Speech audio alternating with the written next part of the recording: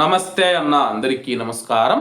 కువైట్లో రోజు రోజుకు మనం చూసుకుంటే కానీ నకిలీ కువైటీలు దొరికే వారి సంఖ్య రోజు రోజుకు పెరిగిపోతూ ఉంది.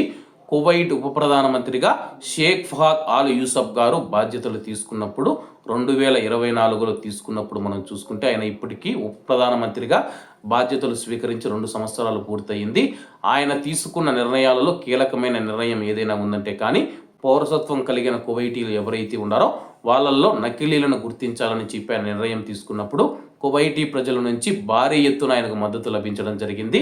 అలాగే అప్పటి నుంచి కువైట్లోని అధికారులు దీనిపైన ప్రత్యేక దృష్టి పెట్టి తనిఖీలు నిర్వహించి DNA టెస్టులు చేసి ఎవరు నిజమైన కువైటీలు ఎవరు నకిలీ కువైటీలు అని చెప్పేసి పూర్తిగా విచారణ చేపట్టారనమాట.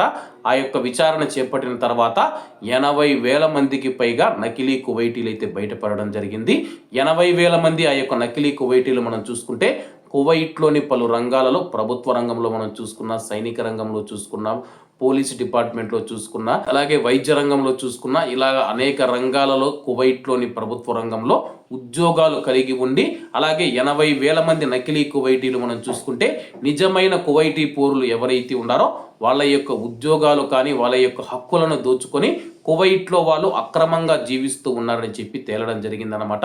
తాజాగా కూడా ఒక కేసు అయితే రావడం జరిగింది. 1935లో ఒక వ్యక్తి అయితే జన్మించడం జరిగింది. ఆ యొక్క వ్యక్తి తరపున మనం చూసుకుంటే కానీ 1200 మంది కుటుంబ సభ్యులైతే నమోదు చేసుకోవడం జరిగిందనమాట. అందులో చాలా వరకు మనం చూసుకుంటే కానీ నకిలీ కువైటీలు ఉన్నారని చెప్పేసి DNA టెస్టులు చేసిన తర్వాత నకిలీ కువైటీలు అనేది తేలడం జరిగింది. అలాగే వారిపైన చట్టపరమైన చర్యలు తీసుకుంటూ ఉన్నట్లు కువైట్ అధికారులు తెలుపుతూ ఉన్నారు. అలాగే యొక్క 80,000 మంది దగ్గర మనం చూసుకుంటే లక్షల మంది ప్రవాసులు అయితే పనిచేస్తూ ఉన్నారన్నమాట. అంటే ఇంట్లో కావచ్చు, వాళ్ళు ఆఫీసులలో కావచ్చు, ఎక్కడ చూసుకున్నా కానీ పని చేస్తూ ఉంటే ప్రస్తుతం వాళ్ళ యొక్క భవిష్యత్తు మనం చూసుకుంటే ప్రశ్నార్థకంగా మారింది.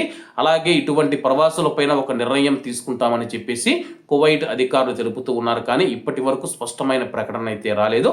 కాబట్టి మీరు నకిలీ కువైటీల కింద పని చేసి ఉంటే కానీ కామెంట్ రూపంలో తెలియజేయాలని కోరుకుంటూ అందరూ బాగుండాలి, అందులో మనం ఉండాలి. అందరికీ నమస్తే అన్న, జై హింద్.